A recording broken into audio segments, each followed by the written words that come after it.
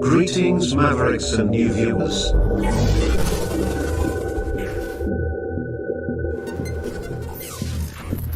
Tonight, direct and live from the Maverick News Network World Studios. This is Maverick News with Rick Walker.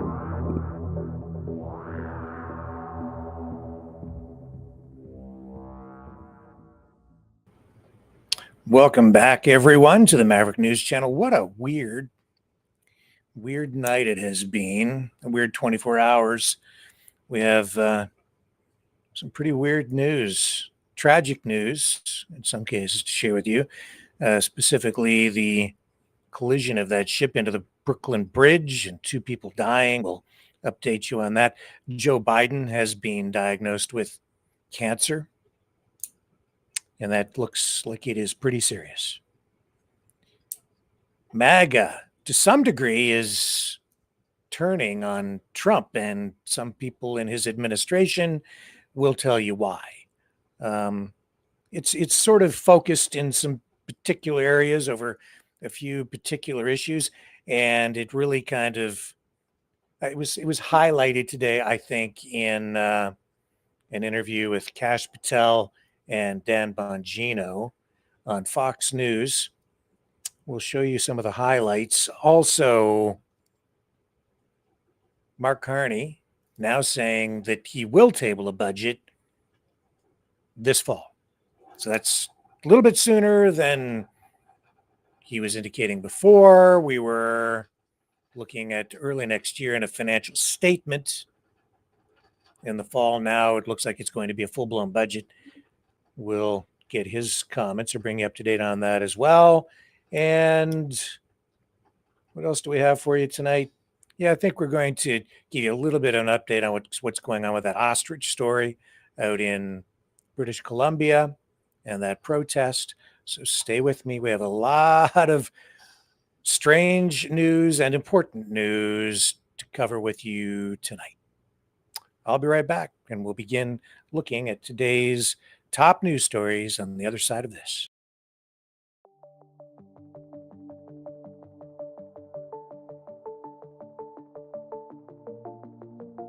Greetings, brave Mavericks. Our quest for truth continues. We go beyond fake news. Together we expose propaganda. Together we pull others out of rabbit holes. We are Maverick thinkers. We are all unique individuals, defenders of individual rights and freedoms, credible, trusted, grounded in reality. Maverick News, defending free speech. Donate at freedomreporters.com. Do it now. Tomorrow may be too late. Maverick News. The world is watching.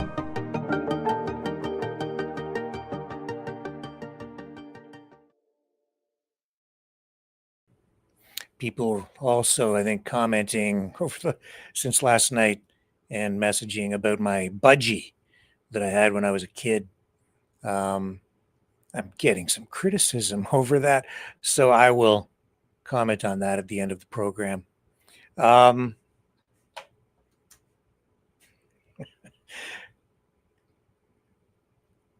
It is a strange time.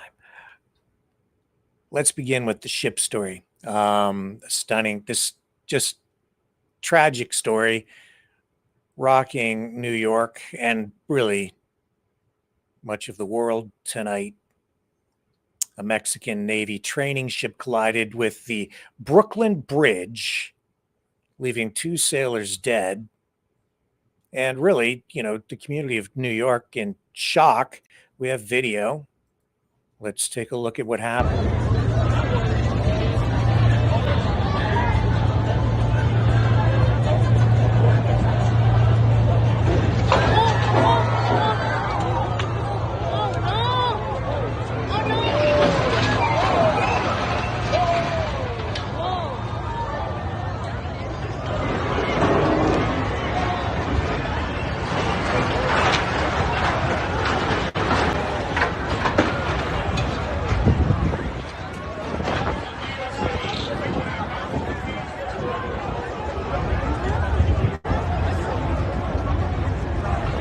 So the bridge has reopened since the accident.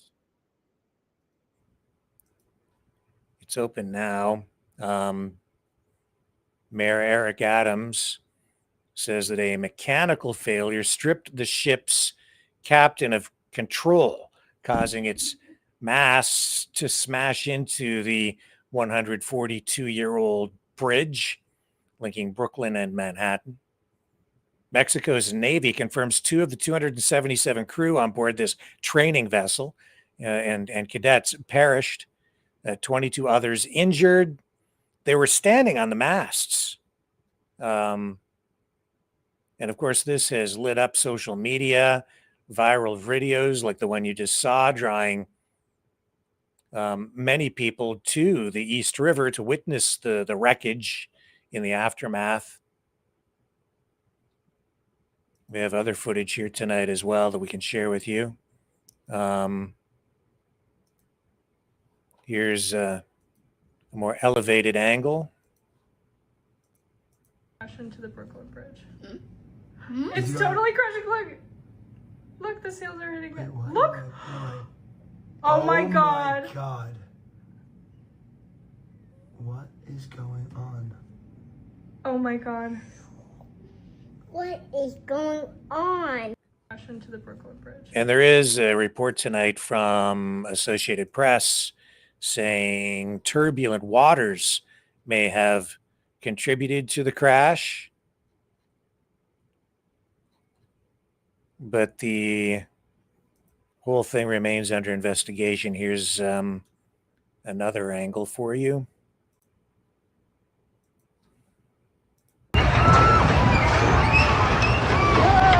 Holy crap. You're gonna hit the top. The camera!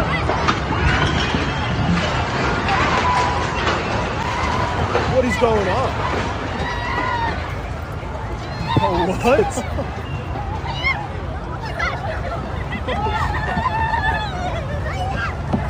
Dude, the bridge is shaking out there. We gotta keep moving. This is insane.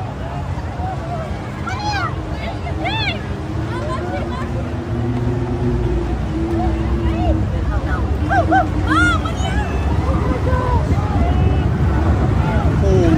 crap.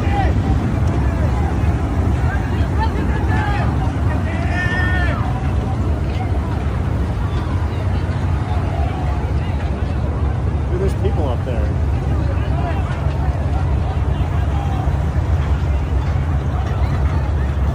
There's literally people. This is insane.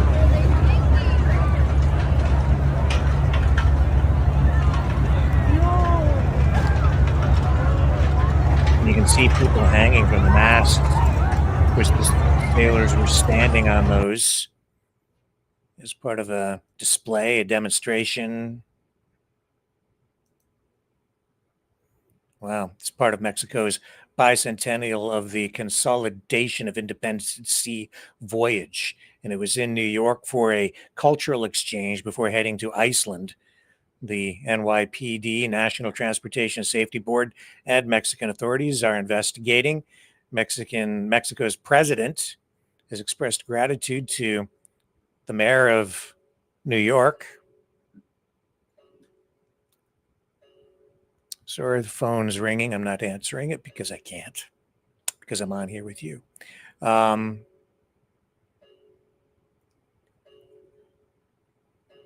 it's ringing in my head. The New York Police Department, National Transportation Board, Safety Board, as I say, and the Mexican authorities are all investigating. And it has left people there in shock, honestly.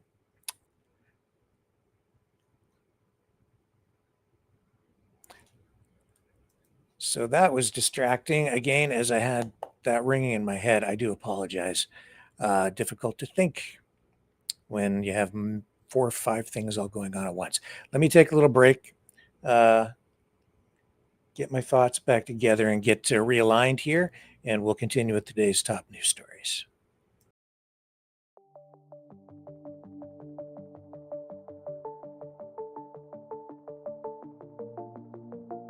Greetings, brave Mavericks. Our quest for truth continues. We go beyond fake news. Together we expose propaganda. Together we pull others out of rabbit holes. We are maverick thinkers. We are all unique individuals, defenders of individual rights and freedoms, credible, trusted, grounded in reality. Maverick News, Maverick News. Defending free speech, free speech. Donate at freedomreporters.com. Do it now. Tomorrow may be too late. Maverick News. The world is watching.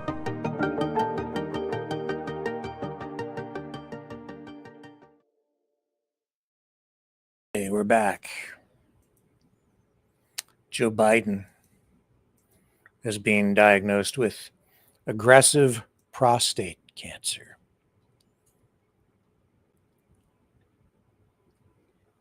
His office has released a statement saying, quote, last week, President Joe Biden was seen for a new finding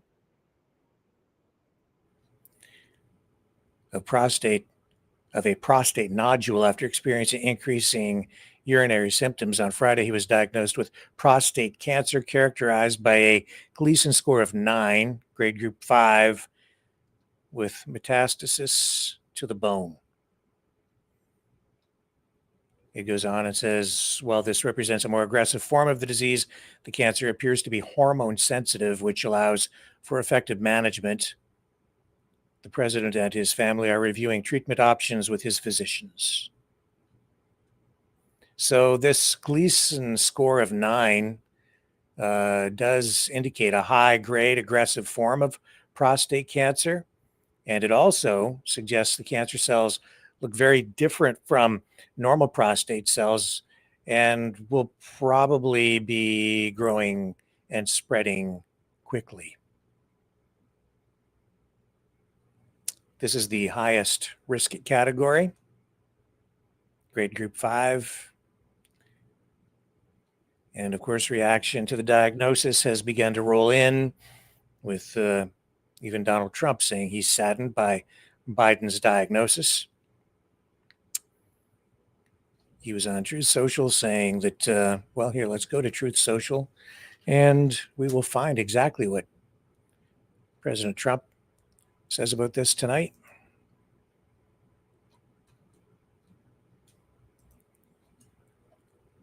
Oh, my goodness.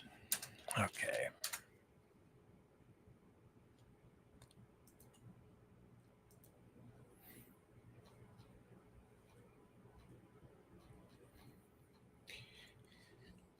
A lot of strange stuff.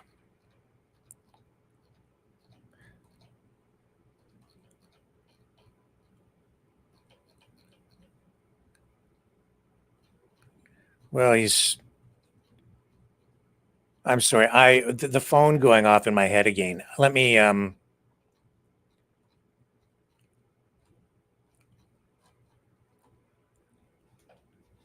do apologize. Let me get this out of my headphones, and I will be right back.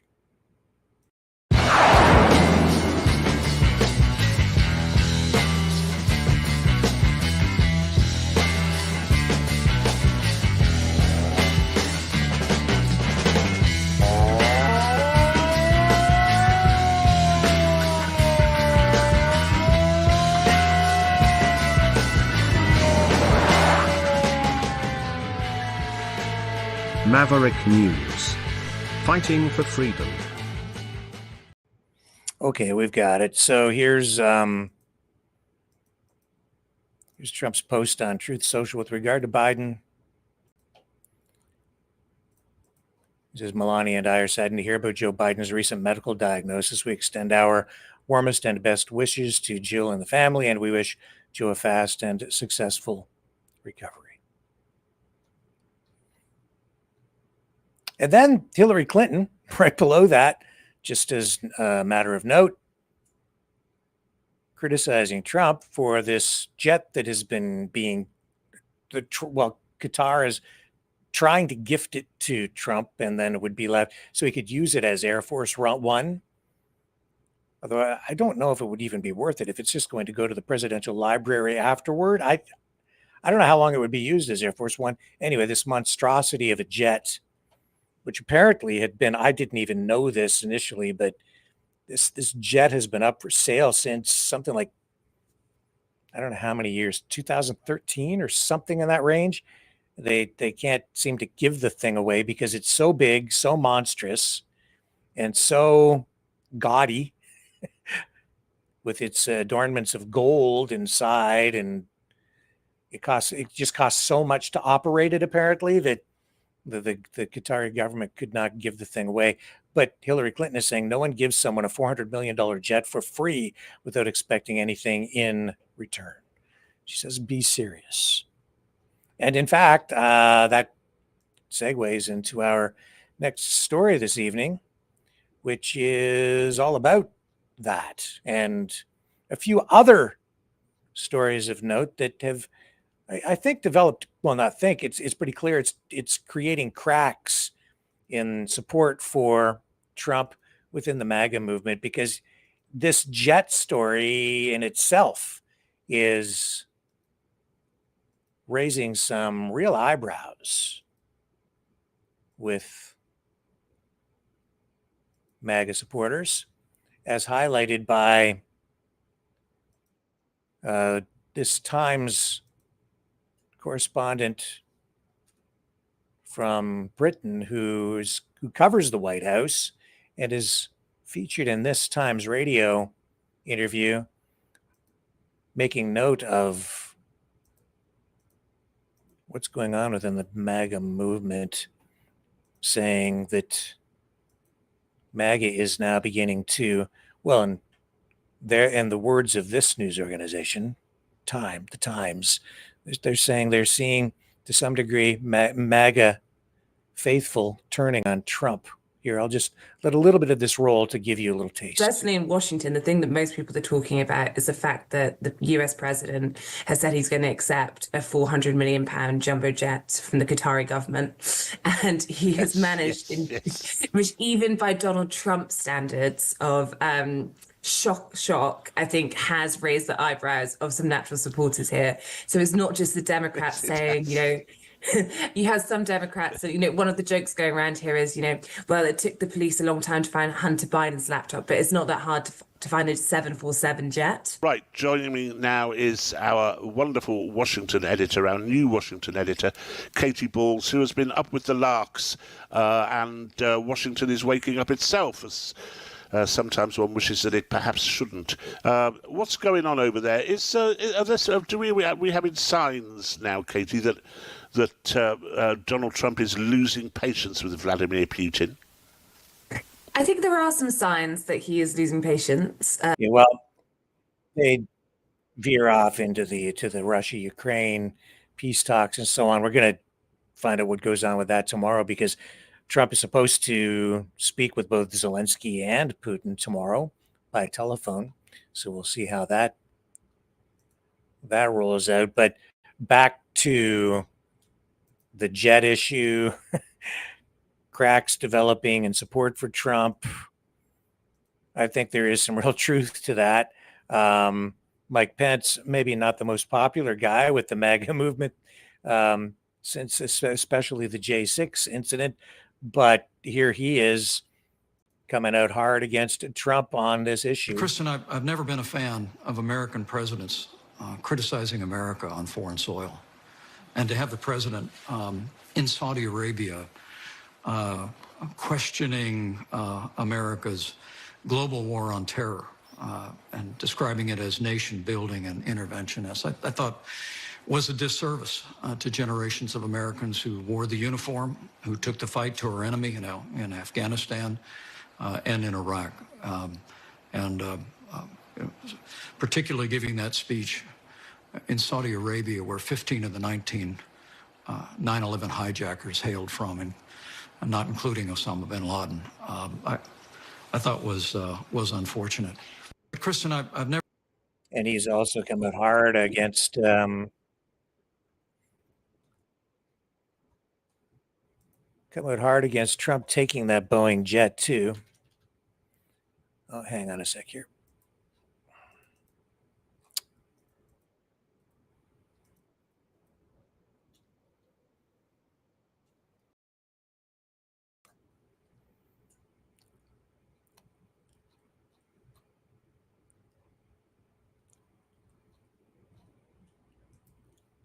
Yeah, so here we go. I'm going to pull this up again, and this is him. I think this is the clip I think we were really looking for from that interview. On Meet the Press. There we go. You're saying President Trump should turn down this plane? I think he should. I think, look, others have observed there are profound issues, the potential for intelligence gathering, the need to ensure the president of the United States is safe and secure as he travels around the world. And of course, also there are very real constitutional issues. It's just a bad idea, and my hope is the president will think better of it. You're saying... And we're seeing, too, that now to retrofit that plane to become Air Force One, the cost would be like exorbitant. They'd basically have to take the thing all apart and then put it all back together again, install whatever security devices and secret things they do to it to turn it into Air Force One. And then Trump says it would ultimately then go to his presidential library, and he would not, and he says that he would not use it afterward. Although I've heard other reports saying that's not true. They say that he is going to use it, but I think the truth is, since I've heard it out of his own mouth, he says that he won't, and he's contesting this idea that the jet is going directly to him. He says it's actually a gift not to him, but to the Department of Defense. Two different perspectives on it, but it's developing, it's developed into a serious issue, and it is creating cracks in support. Not just that, it's all this stuff about the JFK files, the MLK files, the RFK files, the Epstein files. And today, this came to a head again, this time on Fox News. Not directly because of Trump, but it is because of Trump. But in this case, we're talking about an interview with Dan Bongino and Kash Patel, the director of the FBI and deputy director of the FBI now, these two guys, being asked about the Epstein files. These are two guys who, for a long time, had on social media, Bongino especially with like a major platform, telling people that the Clintons were knee deep in the Epstein affair, not believing the government story about Epstein killing himself. And yet today, we've seen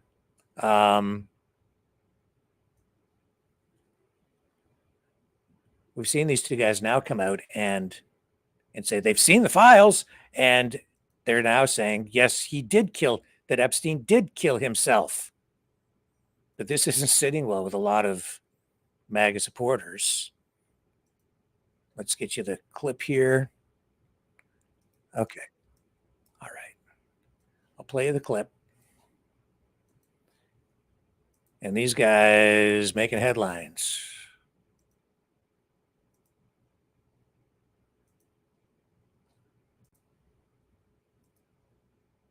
You know a suicide when you see one, and that's what that was. He killed himself. You want me to? I've seen the whole file. He killed himself. You know a suicide when you. So that's a 180. That's a 180. I'll tell you. But as I say, it's not sitting well with a lot of people in the MAGA movement, because they're now saying, well, they're coming out and they're accusing Bongino and Kash Patel of now being potentially compromised or selling out or being stooges for Israel. Maybe we can do a little Twitter scroll on this. But Kash Patel as well, he has come out over time and he's questioned the validity of the Jeffrey Epstein suicide story in the past. I mean, before being appointed as FBI director, he frequently engaged with conspiracy theories, as some people would call them, surrounding Epstein's death. Has accused the FBI of withholding Epstein's client list and promising to release related files on the first day of Trump's second term. But now people are saying, well, we're not really getting all the files on these cases. And Patel is vowed to pursue Epstein's client list and destroy child sex trafficking networks, indicating, his skepticism about the official narrative. He's also suggested before on platforms, social media platforms, that he would uncover hidden records and ensure transparency. And he's still doubling down on that while he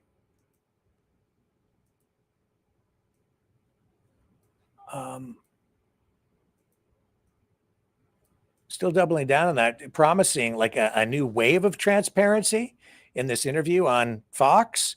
But if you go back and you'll see that, he was calling actually for, what did he call it here? A 24/7 declassification officer. So let's just, this is going back in time.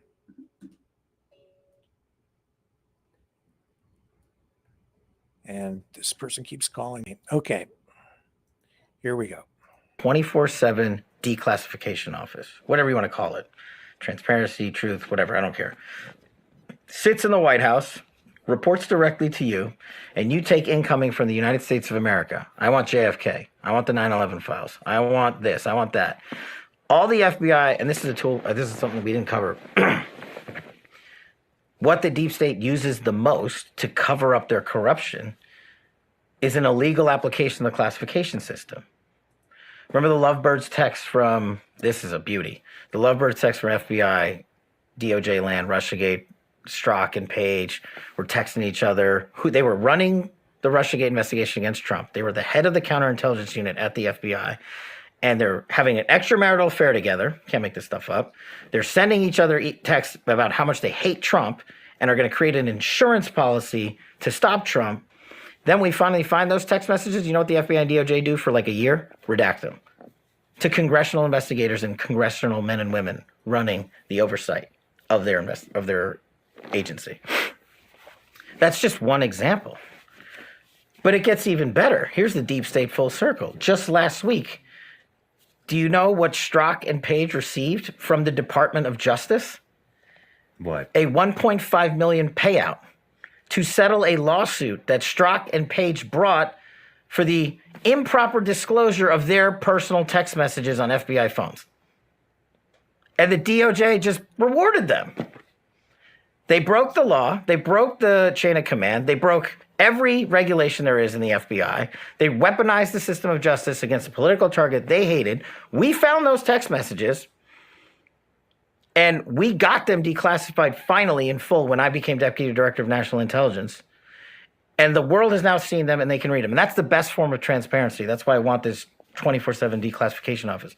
Don't have me regurgitate it to you. Read it. Get the documents, get the files, get the memos. But the deep state came full circle and gave these guys a payday for rigging a presidential election and breaking the law. So now you know what happens. That's step one. Step two, get America the truth. And that's what that office would be for. So we'll see how far he goes with it. Some people very skeptical. And as I say, all you got to do is look at social media and you'll see the cracks developing. because now they're in power. And while he's promising a wave of transparency, he is being accused of selling out to the deep state now, him and Bongino. Here's the Twitter account or X account, The Quartering. He says, for years, Kash, Patel, and Dan Bongino have called people crazy to believe Epstein killed himself, and now they've been in the club for about 40 seconds. They release a joint statement like it's open and shut, nothing weird about it at all. He's 100% did end his own life. And that's what that was. He killed himself. Like I said, you start down this road with conspiracies and theories and blah, blah, blah. You get to a point where so many people have different versions of stories and they're so distrusting of everything that you can now take these files on all these major cases, John F. Kennedy assassination, RFK assassination, MLK, the Epstein files, and you can give them to people. And even if it's the truth staring you right in the face, and who knows what the truth is with some of this stuff, you can just give it to people. And if you're looking at it, a lot of people still won't believe it. So now we'll never know the truth. Or if we do know the truth, people will dispute it. What's that? How's that saying go? When people can no longer tell what's real and what isn't, we will all know we have done our job. Who was it with the CIA that said that? Well, to some degree, I think we're there. Not to some degree, we're there. People don't know what's real and what isn't anymore. Yeah.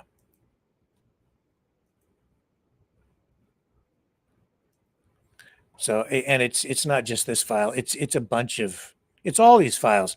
And even with the JFK stuff, all that came out, and some people very hopeful that it would just like have a smoking gun. We would know for sure exactly what happened in the JFK case.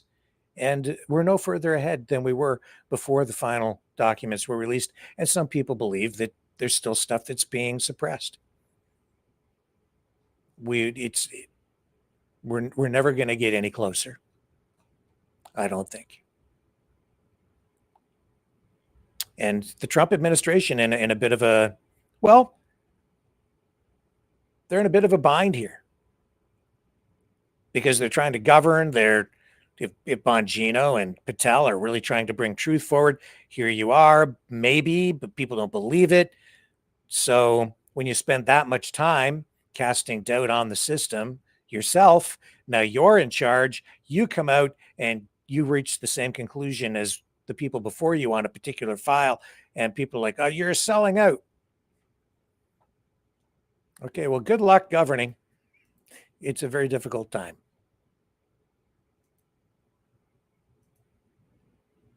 Mark Carney.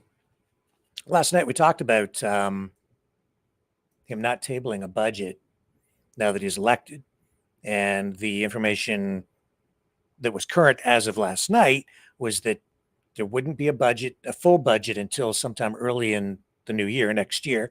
And there would be an economic statement in the fall, and that we would limp along, if you will, until then, with provisions being taken to make sure that funding would continue to flow to various government agencies so that the business of government would continue uninterrupted. This all happening for various reasons, and my take on it is that with having just come off an election, Carney doesn't want to risk having a budget defeated, which would then become a confidence vote and potentially lose, triggering another election so soon, especially as the country is facing so much turmoil. And so he does know how to use the tools of parliament, of our democracy, our form of democracy, to govern. And he's not breaking any rules by doing this, facing criticism, obviously, from some people who are saying, as a matter of transparency, and so people understand where we sit with our budget and our federal debt, you owe it to the people. So I get the criticism, And I think he's feeling the heat as well. And that's why today over in Rome, he kind of seems to be backpedaling a little bit on this, saying that instead of waiting until the fall, now he's saying there will be a budget tabled, not immediately, but he's looking at now, instead of a fall economic statement, I guess it will turn into a full budget. And we'll see if he follows through on that. But here he is addressing the issue today during this news conference. In English, please. There'll be a budget in the fall. In the short term, it's a very short parliamentary session that is coming up. The speech from the throne is on the 27th, as people know. The House is due to rise under the House's rules by the 20th of June, so it's really 3 weeks. We have some very clear priorities, which, as you know, from following those who followed the campaign, those who followed my remarks, those who followed my opening press conference, would include the federal government taking all the steps it can to help create one Canadian economy out of 13, in addition, initiatives such as the middle class tax cut. But there will be a budget in the fall.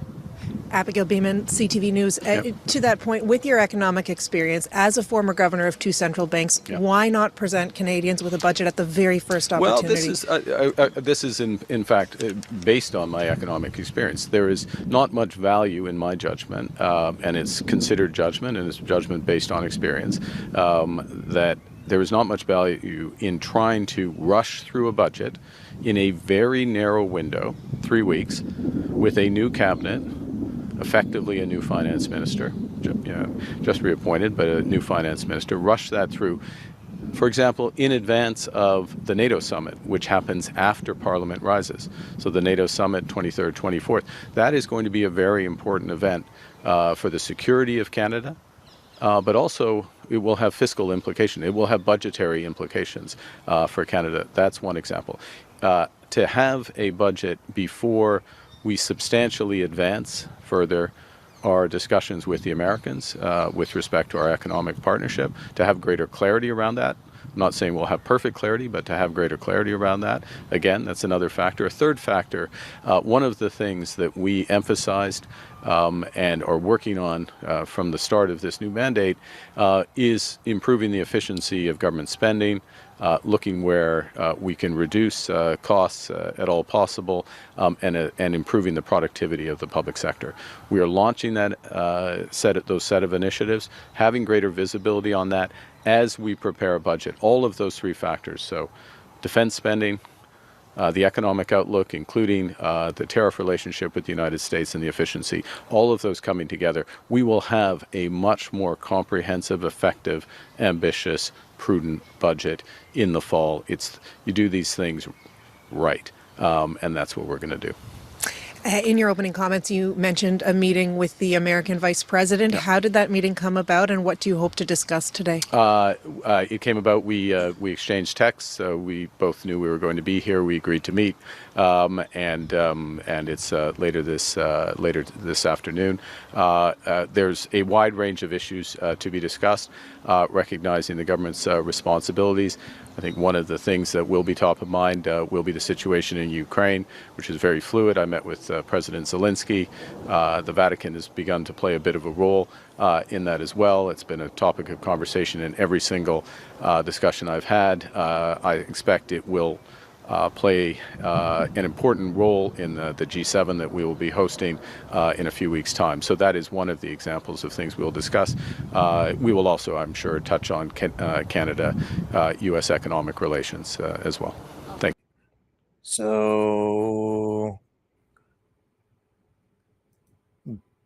related to that, and then pivoting back to this interview with Bongino and Kash Patel, they were commenting about Canada and border security and fentanyl.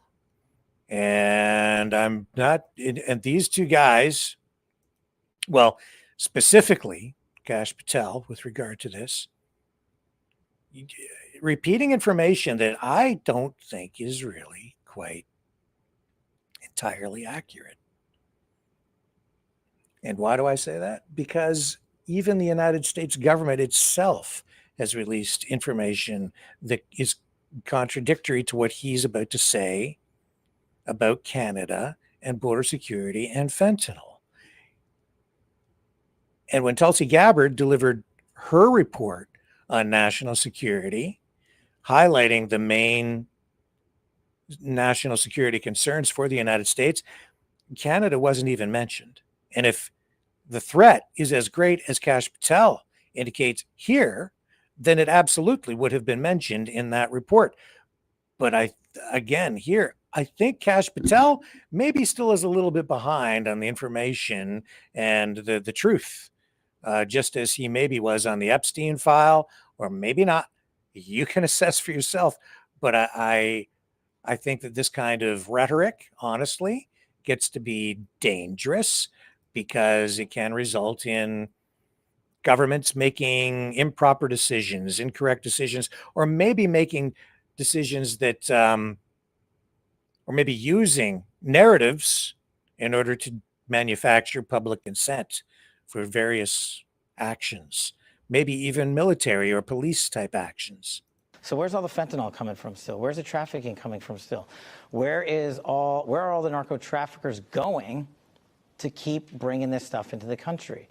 The northern border.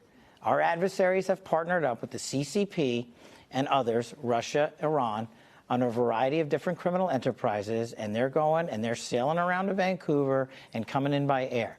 And the sheer tyranny of distance of the northern border and the lack of cooperation from federal authorities in prior administrations to actually firm up that northern border is what's causing a continuation of violent crime. Now, we're focused on it, and we're calling our state and local law enforcement partners up there. But you know who has to get to step in is Canada, because they're making it up there and shipping it down here. And I don't care about getting into this debate about making someone the 51st state or not, but they are our partner in the north. And say what you want about Mexico, but they helped us seal the southern border. The facts speak for themselves. The border that's open, I'll give you a statistic that I gave to Congress that nobody was paying attention to. Over 300 known or suspected terrorists crossed into this country last year illegally. Known or suspected terrorists, not illegals. Not just illegals, known or suspected terrorists. 85% of them came in through the northern border. Wow. This year, 100 known or suspected terrorists have crossed into this country illegally. 64 are south and north. So I can't speak to the numbers on the terrorism. I don't have enough information. But I absolutely see that the U.S., the statistics coming from the U.S. government itself contradict what he's saying about the fentanyl flow. And I do see propaganda that aligns with what he's saying, but the actual statistics contradict it. What's truth? Did Epstein kill himself? Who shot JFK? Where did the drugs come from? What's real? Hard to say.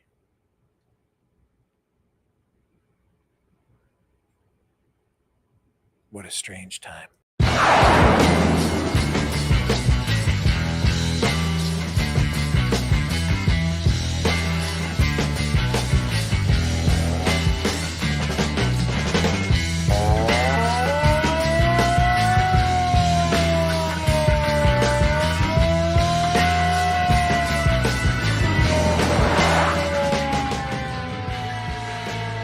Maverick News. Fighting for freedom.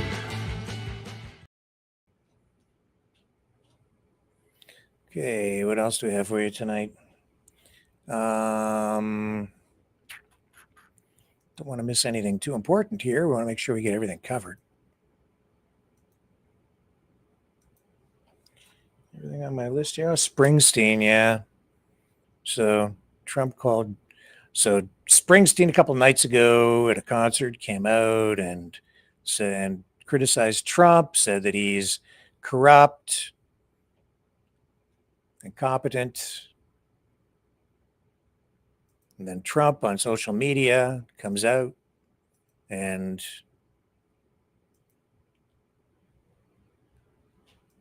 calls Springsteen a what do you call him? A dried up, what was it? Dried up prune or something like that. And so Springsteen has doubled down, and the war of words continues between these two. Here he is. I believe this was last night. This is Springsteen again, coming out hard on Donald Trump.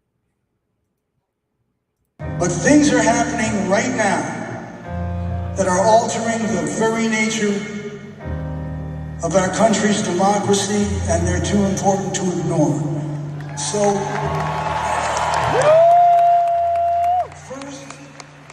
first I want to thank you for indulging me. But in America, my home, they're persecuting people for their right to free speech and voicing their dissent. That's happening now. In America, the richest men are taking satisfaction in abandoning the world's poorest children to sickness and death. That's happening now. In my country, they're taking sadistic pleasure in the pain they inflict on loyal American workers. They're rolling back historic civil rights legislation that led to a more just society. They're abandoning our great allies and siding with dictators against those who are struggling for their freedoms. That's happening now. They are defunding American universities that won't bow down to their ideological demands. And they are removing residents off American streets without due process of law and deporting them to foreign detention centers and prisons. That's happening now. A majority of our elected representatives have utterly failed to protect the American people from the abuses of an unfit president and a rogue government.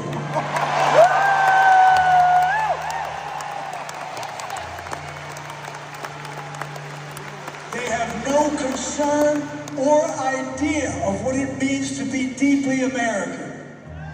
The America I've sung to you about for 50 years is real. And regardless of its many faults, it's a great country with a great people, and we will survive this moment. Now, I have hope because I believe in the truth of what the great American writer James Baldwin said. He said, in this world, there isn't as much humanity as one would like. But there's enough. This is my city of rules.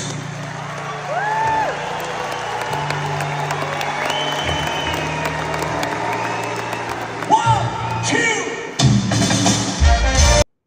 Okay, so we'll end it there on that clip.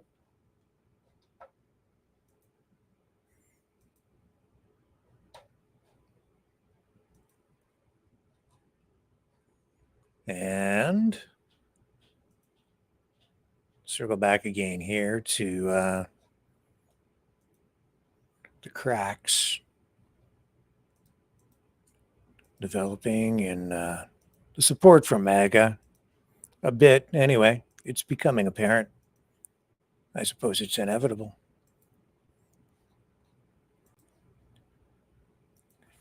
So you just have to take a look at social media here. Trump and Epstein were friends from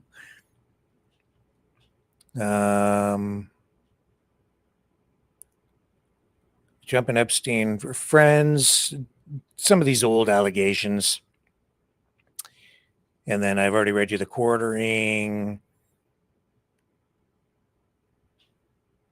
A lot of these are older ones, but all resurfacing again. And then you can see these posts just illustrating that even within the MAGA movement, you're getting a little bit of backlash because of especially these Epstein comments today on Fox News from Bongino and Kash Patel.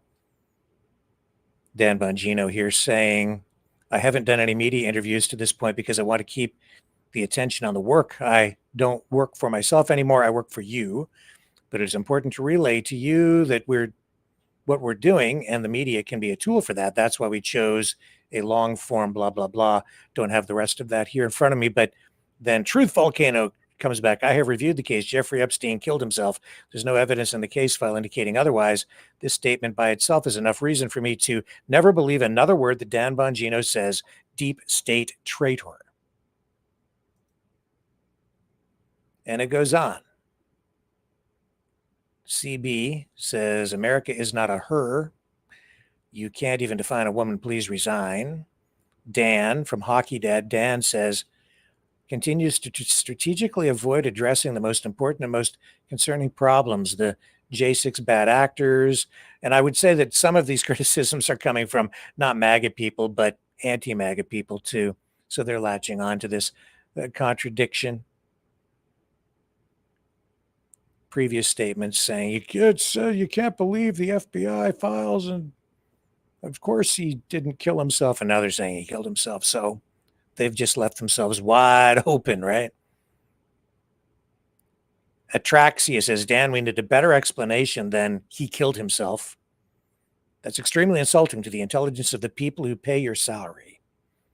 And Professor Pithy says, judge us by the results. Your department promoted a key figure in the persecution of the J6ers. You've done nothing to expose Ray Epps and the other feds in the false flag on, and nothing to bring. And it gets cut off there. And Doge AI says James Comey's 8647 post wasn't a coincidence. It was a calculated signal from a corrupt insider. A former FBI director doesn't get to play dumb about death threat slang. Well, his agency claims to prioritize community safety. Epstein's case closed with a wink. Accountability. The same bureau that spied on Trump now wants trust after years of targeting conservatives. Please. Real transparency starts with dismantling the two-tiered system, protecting DC elites. Clean up your own house before lecturing us on priorities.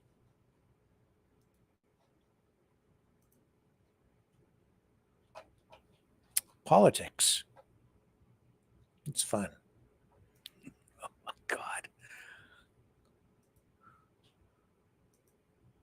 Strangest of times. Okay, what else do we have for you tonight? Let me take a little break here. We're going to come back on the other side. I'm going to talk just a little bit about the ostriches. So stay with me. Be right back after this.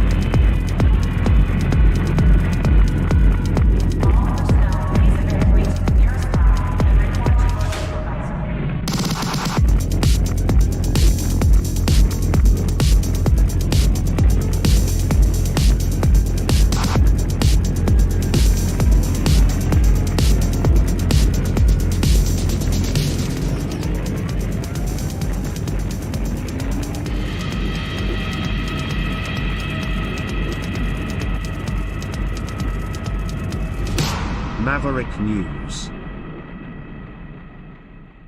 The world is watching.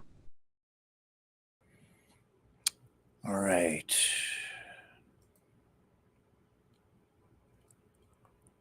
So, yes. We have out in BC this ostrich farm protest continuing, where we have taken note. Do I have the clips here? So they're doing like Ostrich Fest out there. I've shown you the COVID research they were doing in this, what was clearly like an open air biolab. And then, of course, they became infected with the avian flu. They ended up being charged with failing to report an avian flu outbreak, apparently, charged $10,000. They also are facing a $15,000 fine. And we've got a live feed coming out of there right now. Just showing you kind of what's going on out in BC at this farm. So let's just pick that up. And we'll show you.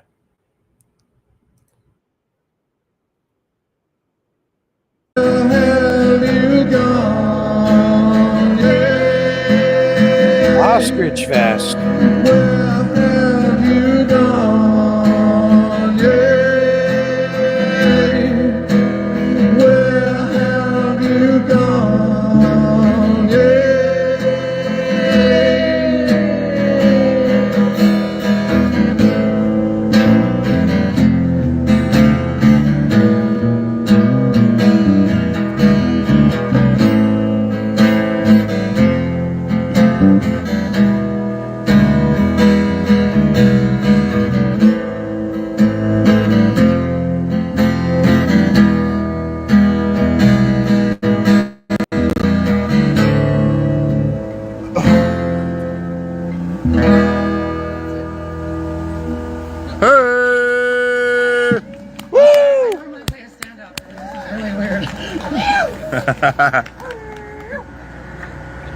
Good job.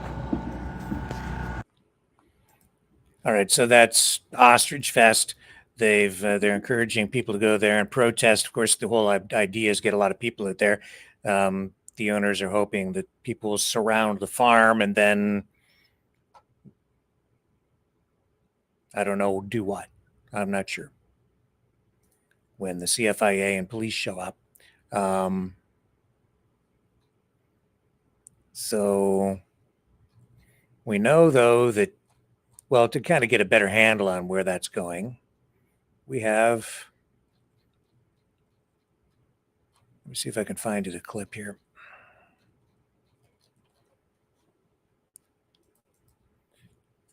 So they say they're turning this into a longer term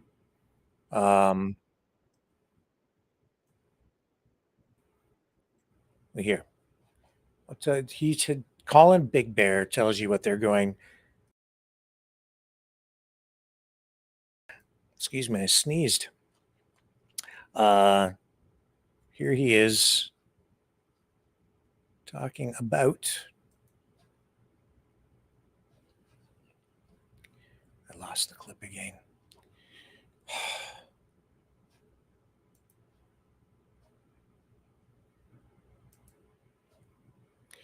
Here he is talking about what they're planning to do just longer term after this weekend, turning it into more of a long-term activist encampment. Here we go. To what's going on in the Universal Ostrich Farm right now. The CFIA has put out a really nasty threat that they're coming to kill these birds no matter what. It's a pretty strong statement. And they said, we don't care how many people are there. So, you know, this could be another Ottawa 3.0, where they come in and they forcefully move us out. So we're going to need all hands on deck. So please share this message far and wide, okay? We have a lot of people here right now. We need to start circulating people through however we can. If you can come to a shift, come to a shift. This is how this has to work. Share this message far and wide, okay? We were not going to let Ottawa, the same thing that happened in Ottawa, happen again. This is the last stand, all right? After that, we starve if they take this farm out. Remember that, okay? This is an attack on our food supply right across the whole country. All right, much love. Trying to warrior up, okay? I'm being serious here. Much love, Big Bear. Well, that sounds pretty extreme. We're gonna, if they're not successful, we're going to starve to death, he says. I don't quite believe that. A lot of people, I think they have last count, about 50, maybe 60 people. Maybe they have more there now than that. That was about how many they had as of yesterday, about 50 or 60. I'm not there. I can only give you the information that's being given to me from people who are out there and from what I'm seeing on social media like yourselves and from other media reports. So that's kind of where it's at. And I've shown you information here that you're not seeing really any place else. Why other media outlets aren't reporting this? I have seen bits and pieces of what I've shared with you with regard to the kind of research they're doing out there, have been doing since 2020. You're working with this researcher in Japan, Professor Sakamoto, who, along with the farm, they've been injecting, and we had Karen on from the farm saying that, yes, they had been injecting these birds with genetically modified COVID antigen in order to do COVID research on these birds. And I will show you again what was going on. And the reason I'm also bringing this up tonight is because I may have misspoken, there may have been, or I misheard information. There is some suggestion that while that the birds have not been injected with avian flu antigen, but that they do want to and are consider these birds valuable in some way for avian flu research as well as COVID research. And so if there was incorrect, if there was anything inaccurate with regard to what was said prior in a prior program where a lot of information was shared, we know for sure these birds were injected with the COVID antigen described by Professor Sakamoto, and I hope I'm pronouncing his name correctly, as a genetically engineered pseudovirus. His words, this is the guy who developed it, and this is the way they've been injected. This is video from the professor who's working with the farm, and this is what they were doing to induce an antibody response within the ostriches so that the antibodies then become present in the eggs, which the farm has been providing or was providing first to a lab in Quebec. That contract came to an end after the lab was sold, and they were continuing to do some sort of research on these birds for COVID with the researcher in Japan.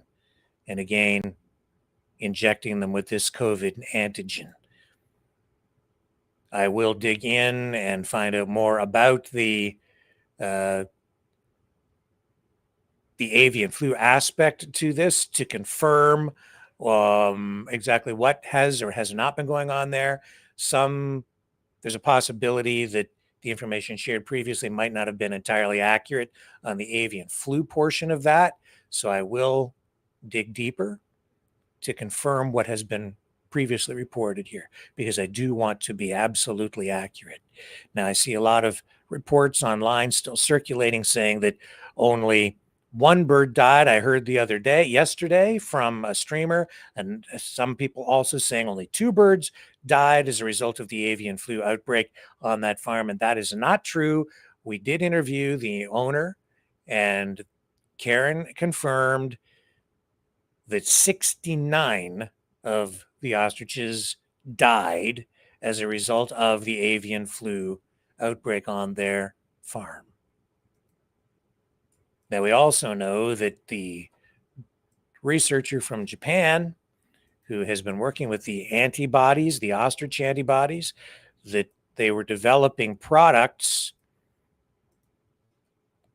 such as lozenges, where they're putting the antibodies into a lozenge, the ostrich antibodies, also a nasal spray that you're supposed to squirt up your nose, and masks, which are supposed to detect COVID. And the doctor says that it recommends that people wear these masks all the time, impregnated with ostrich antibodies. And they also developed this hair tonic. And I found these commercials for this hair tonic with it. So they've made a series of these hair growth, Ostrogrow, made with these ostrich antibodies in them. So I'm not sure exactly what that's got to do with saving humanity from COVID, but that's what the good doctor has developed along with the farm. And so that's where their research has led. And that's what people are down there protesting and fighting for, knowingly or unknowingly. And I can get into it deeper. I maybe will another night, maybe tomorrow, with regard to the claims there from Colin Big Bear that if they're not successful with their protests, because this is the last stand again, which it's the last stand again. And if they're not successful, we're going to starve to death because they're going to destroy our food supply.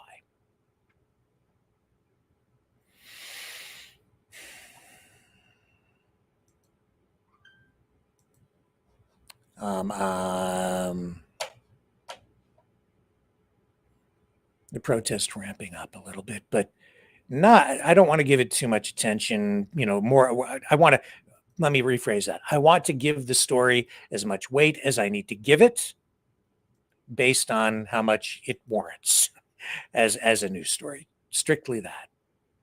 And right now, as far as I can tell, they have about 50 or 60 people out there, and they're encouraging more people to come, even though the farm is still under quarantine. There are severe restrictions on who is supposed to be there, what people are supposed to be doing. There are concerns about people maybe being at risk out there. And it's also clear, as you heard from Colin Big Bear himself, that protesters who are there are probably going to end up in a standoff with authorities.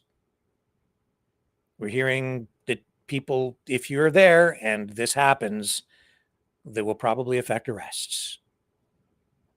So that is where it's going. And you can make your own decisions on what you as an individual would like to do with regard to all of this.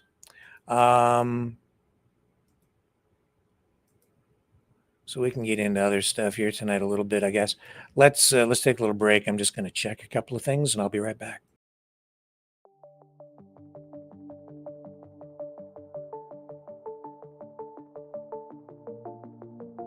Greetings, brave Mavericks.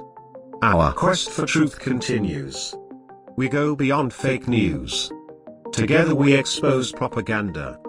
Together we pull others out of rabbit holes. We are maverick thinkers. We are all unique individuals. Defenders of individual rights and freedoms. Credible. Trusted. Grounded in reality. Maverick News. Maverick News. Defending free speech. Free speech. Donate at freedomreporters.com. Do it now. Tomorrow may be too late. Maverick News. The world is watching.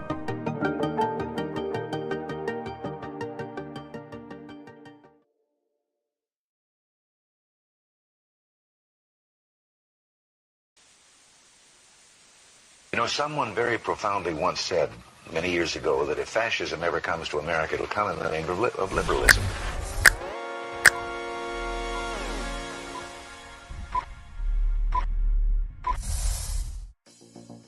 Well, I think it's time we ask ourselves if we still know the freedoms that were intended for us by the Founding Fathers. If we lose freedom here, there's no place to escape to. This is the last stand on Earth. The entire world is watching. Every dictator, every crazy dictator in the world is watching.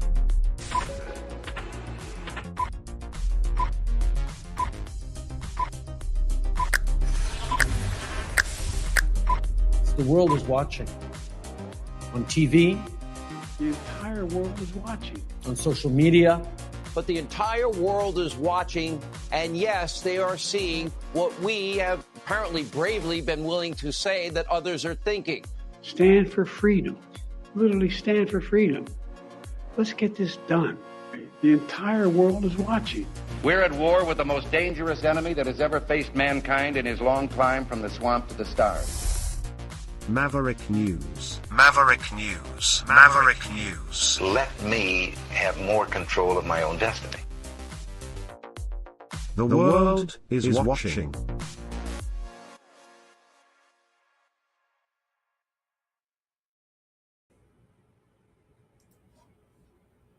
All right. Yesterday, I talked about my budgie. Because we were talking about birds at the end of the broadcast, right? Because of the ostriches. So I noticed a few comments came in and I got a couple of messages and people were like, it's cruel to keep a budgie in captivity. Well, I have to respond to that because I have to tell you, my budgie had a lot of freedom. I don't view it quite that way. See, the way I view it, and here's one, I think it's Jubilee says, in captivity, and I don't know if you were actually criticizing me, Jubilee, or not, from yesterday's, at the end of the broadcast, in the chat, said, in captivity, not a pet, I think. Or maybe that you're referring to the or ostriches, I don't know. Either way, a couple of people, though, did express concern about me keeping a budgie captive. No, not me. There's the chat from yesterday. So I don't know, Jubilee, are you worried about were you worried about my budgie that I had when I was like, how old would I be? Like 11 years old or about that? I had that bird for years and I didn't make the bird a prisoner. I freed the bird. Yeah, we went to the pet store and I rescued the bird. I freed the bird from the pet store. And then I brought him home and I loved that bird and he loved me. That bird loved me. And that bird had a lot of freedom because I used to let that bird fly all over the house. And he was really, really smart. And people said, what's your bird? What was your bird's name? My bird's name was Max. Called him the Blue Max. Here, I'll bring him up. I'll show you. This is not my bird, but this is what my bird looked like. I have Super 8mm film someplace of Max, but I can't find it. I wasn't able to find it and get it digitized in time for tonight's broadcast. So I'm bringing you the next best thing. I'll bring you his twin because he looked very much like this little guy over here on the right of your screen, the blue guy. And I used to call him the Blue Max. And he used to fly around the house and he'd fly. He would fly right over and land on your head. And he'd sit on my shoulder like a parrot. And he was the best budgie ever, man. And you put like little treats in like right between your lips. And he'd come over and he'd just take the treat right out of your lips. And sometimes he loved you so much that he'd latch onto your lip and he'd bite down with his beak and really give you a good bite. And ow, man, did that hurt. If he became just a little bit scared, but he was never so scared that he wouldn't come around and just land right on you. I walk around the house, he'd be on my shoulder. He'd be on there for a long time. Just that's what he would do. So he was very domesticated. He was part of the family. And I sure do miss him. And I did teach him how to say a whole bunch of different words through repetition. And it was the coolest thing. And people used to come over and they were amazed by Max because he could say, oh, he probably had a good 12 different phrases and things that he would say, and he could whistle little tunes that I taught him. You have to spend a lot of time with the bird to get them to do that. And these guys, I don't think they're nearly as linguistic as my bird was. Oh my God. Oh my God. Oh my God. And so they do make great little companions, especially for people in apartments. And I think having pets as companions, good pets, are good for the soul. But they don't live forever. And when I was a kid, Max passed away. And that also, as a youngster, taught me a lot. Having pets that pass away, it teaches you a lot through death about life and reality. And with that, folks, it's getting to the bottom of the hour. And because I do cherish life, I'm going to go enjoy a little bit of my life tonight. And I hope you do as well on this long weekend. Sandy Sunshine is going to join us tomorrow night on what is the official day of Victoria Day. And we'll get into what Victoria Day in Canada really means. To some people, it's the May 2-4 weekend. It's all about the 2-4 and the beer. Now, for other people, it has deeper meaning. And I think Sandy Sunshine is going to bring us words of inspiration tomorrow related to all of that. So we're looking forward to her return. And I will return as well tomorrow at 7 p.m. Eastern. See you all then on the flip side. What am I going to leave you with tonight? Since we're talking about pets, and since I'm on my way out the door with my best friend, here's Cosmo and Free Dog.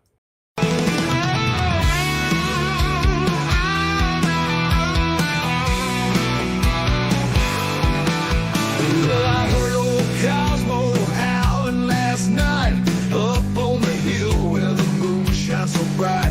He was singing a tune, lonesome dogs cry about freedom, running and touching the sky. If I leave here tomorrow, would you still remember me? Cosmo's free, running wild, wild as the wind can be. He's a free dog, he's a free dog, he's a free dog.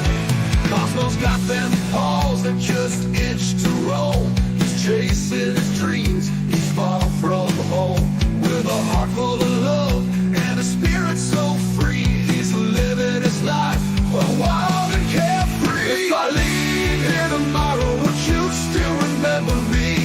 Cosmo's free, running wild, wild as the wind can be. He's a free dog, he's a free dog, he's a free dog.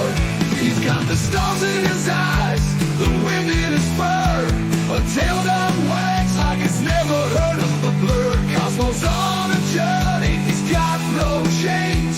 He's running through fields, breaking all the lanes.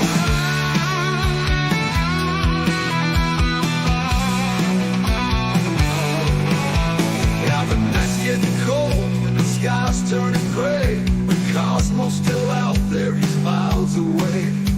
He's not looking back, he's got his path to tread. With every step, he's leaving his path. If I leave here tomorrow, would you still remember me?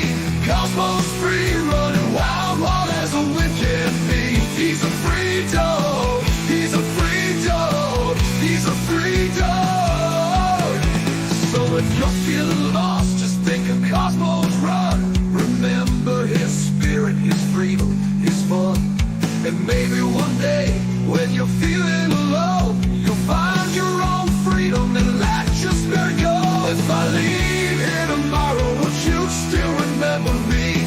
Cosmo's free, running wild, wild as the wind can be. He's a free dog, he's a free dog, he's a free dog.